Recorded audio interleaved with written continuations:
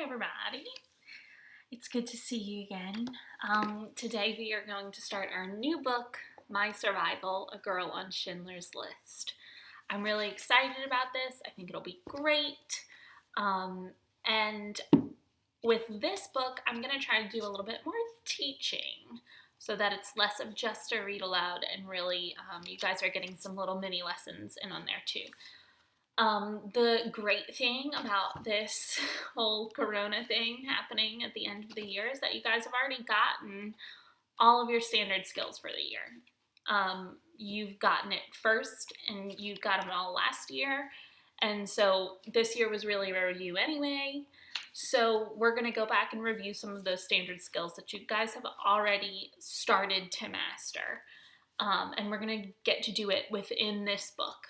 And I'm going to get to practice some of my virtual learning, abilities and tools with you guys, and you're going to hopefully get to explore some of that as well. If you're tuning in on this on the day that it's posted on Google Classroom, you might know that we are officially not returning back to school this year. Really sad. Really big bummer. But something that you guys can and should, and most of you who are watching this video are already doing this, take some time to explore these virtual learning resources. These are probably going to become a big part of our lives after this, even after we go back. So take some time to get to know Google Classroom. I'm doing the same thing.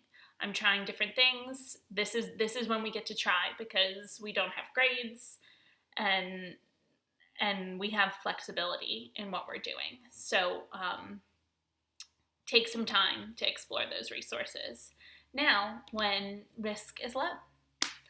All right, so we're going to go into Google Classroom, and I'm going to show you where the new resource that I'm posting is. So you're going to go into your Google Classroom, which should be this Miss Sally's 4th grade class, whether you're in 4th grade with me or not. Then up here you can go into classwork. And it will be in My Survival, A Girl on Schindler's List. But you can also go straight into your class drive folder and find your resources there. And I'm going to go through this way because I haven't posted it in the classroom yet, so it's not available to you guys yet. So I'm going to go in through here. All right, so then we have a whole folder dedicated to this book. And right here is this little yellow icon, and that means Google Slides, and that's going to show up like a slideshow. So we're going to go ahead and click on this. This is week 1, so that would be this week that we're going into. So I clicked on that, and it comes up with the whole Google Slides presentation. Now I can look at it like this, but it's a whole lot prettier to look at like this. So I'm going to pull this up as I teach for you guys, and it's in your Google Drive, so you can pull it up later, you can pull it up after, you can go back into it later to check in on some of the things that we talked about. All right, so as you guys know, our book is My Survival, A Girl on Schindler's List. All right, so day 1, Wednesday, April 15th, we're going to read through chapter 1, which is called Auschwitz Death Camp. And we have an objective.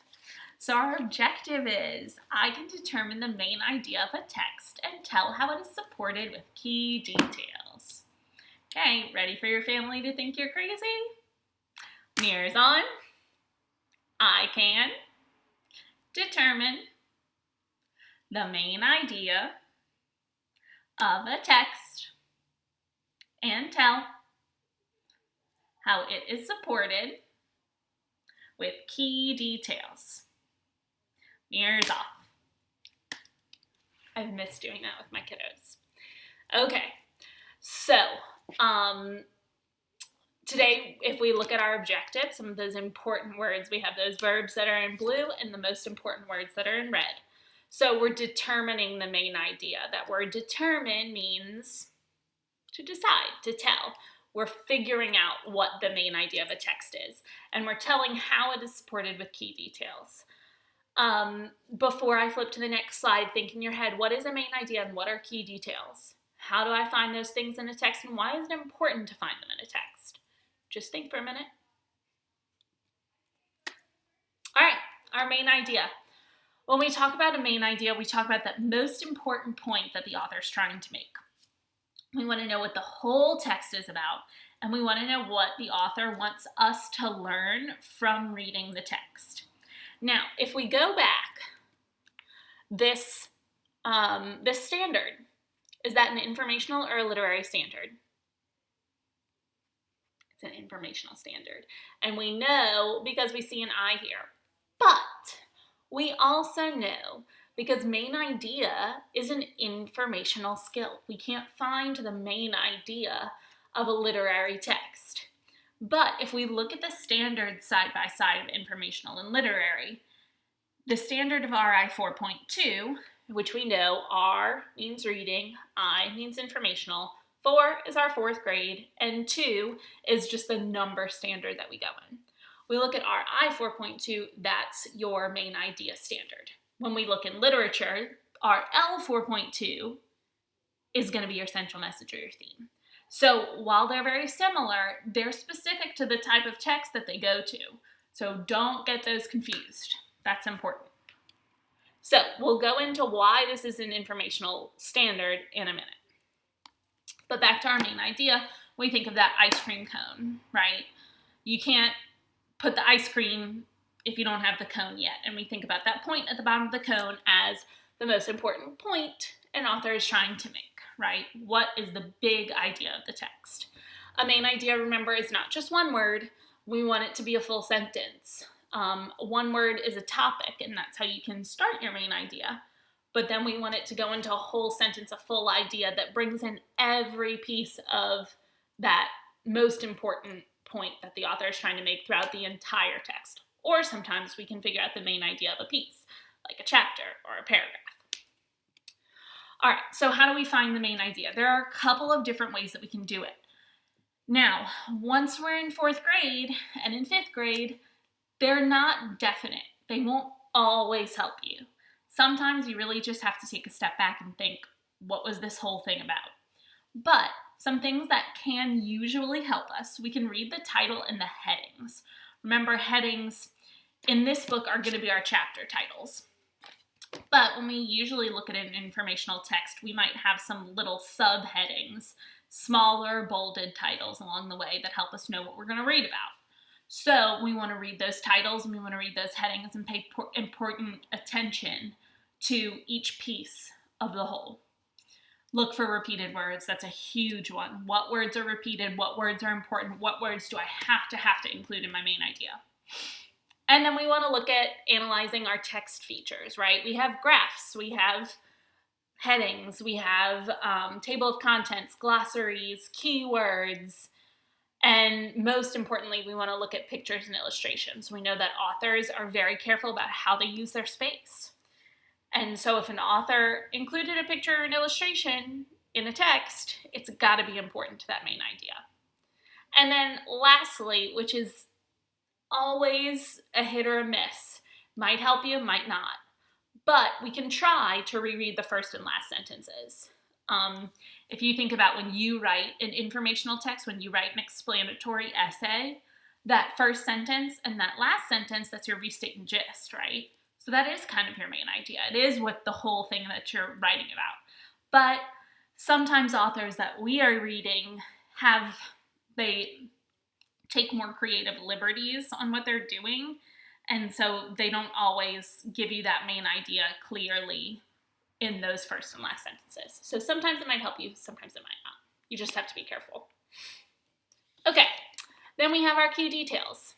Our key details, it's how the author proves and supports the main idea throughout the text.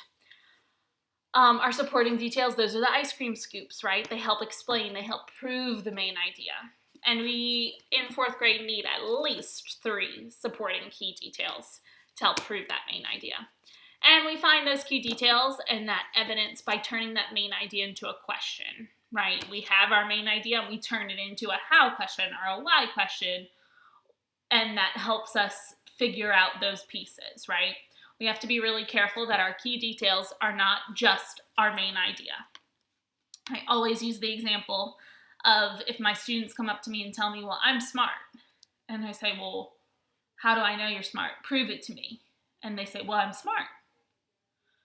That didn't give me any more information. That doesn't prove anything. You're just telling me you're smart. Show me the A+ on your paper. Show me your good conduct grade. Bring me to a teacher who tells me that you're a smart student. Those things are supporting details. We can't just repeat our main idea. So be very careful with that when you're looking at key details.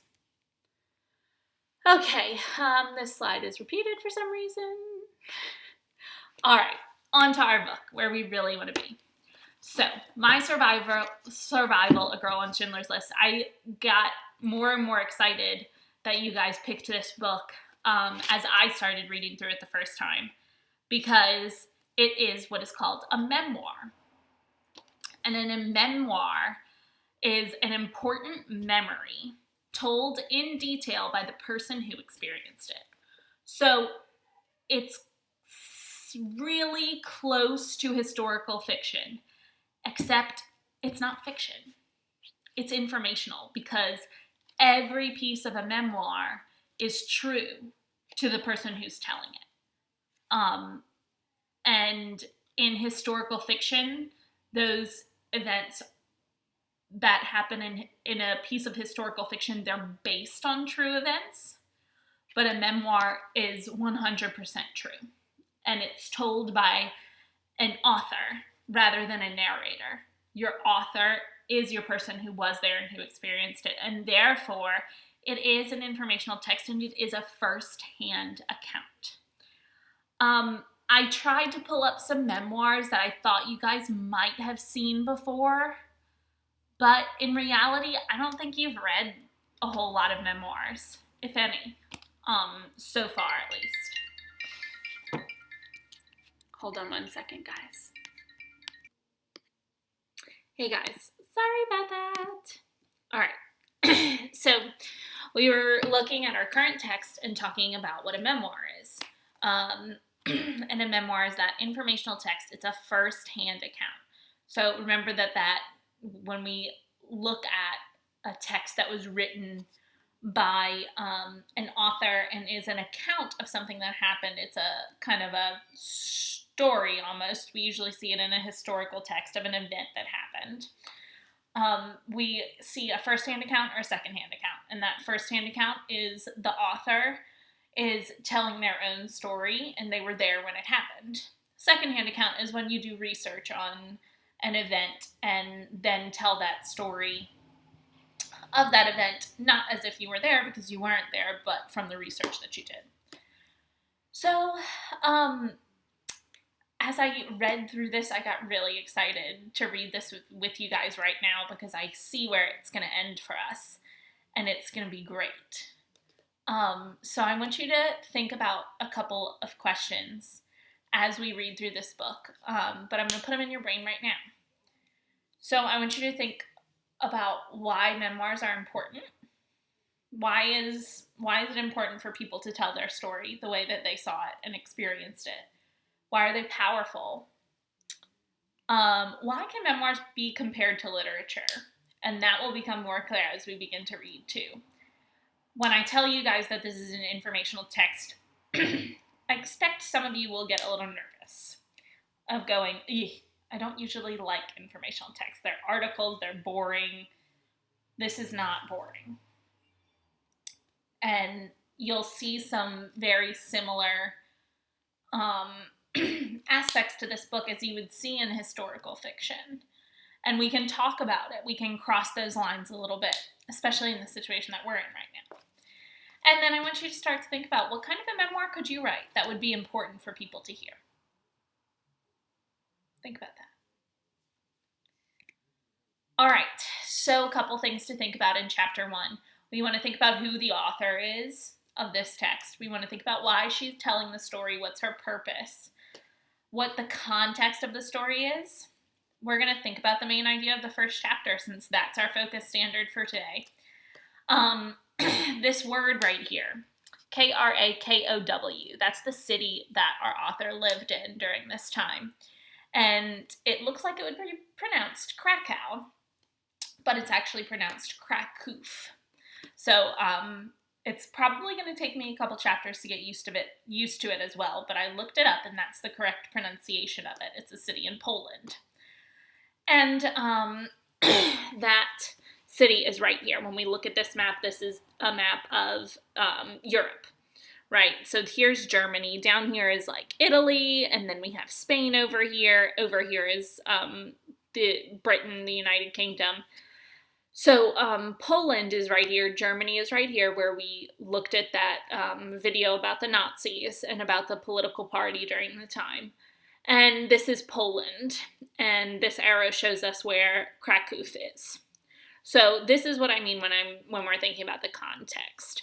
This is just kind of a picture of the city. This is a modern picture of it, not during the time of war. This, I think, is important.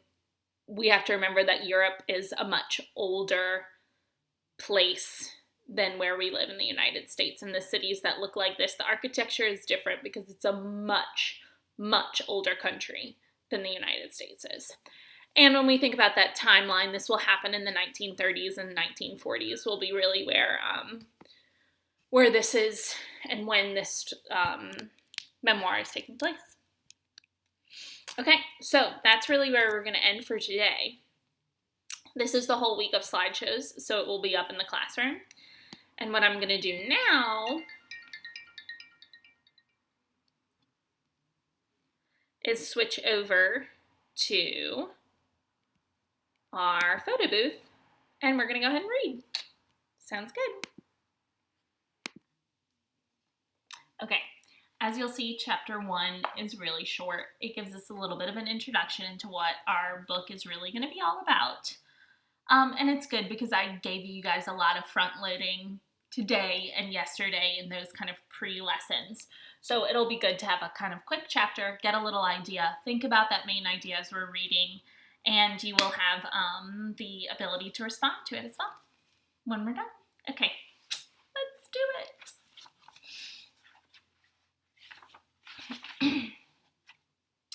October 1944, Auschwitz death camp.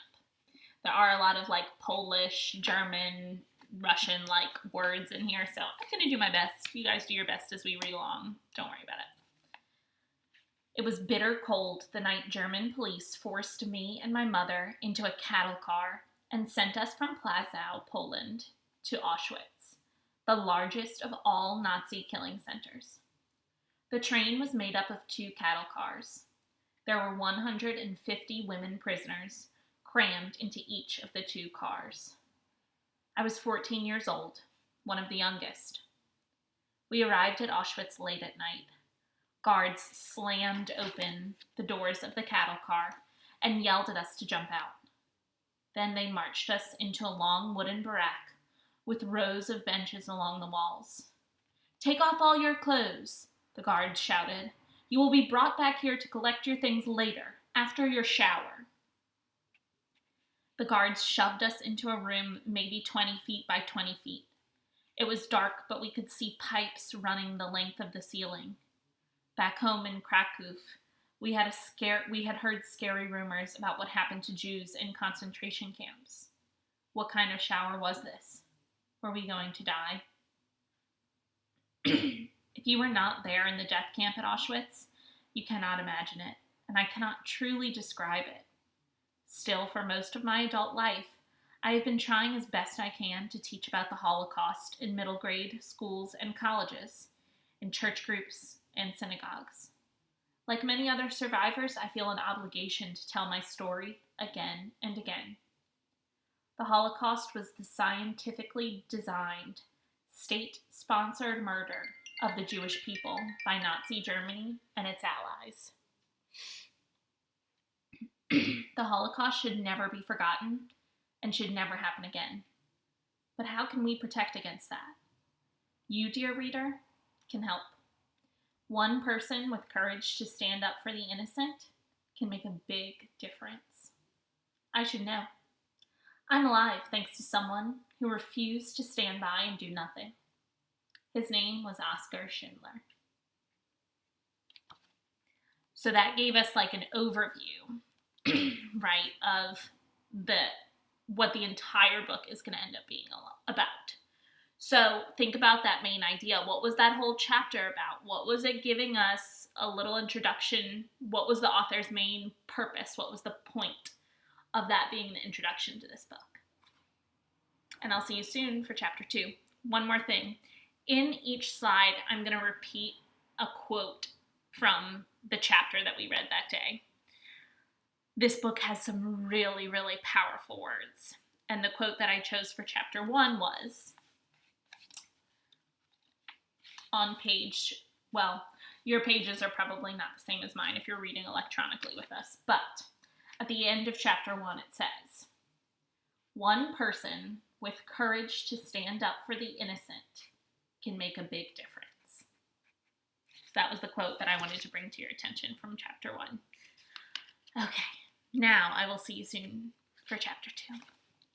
Happy reading, kiddos. Love you, miss you, mean it.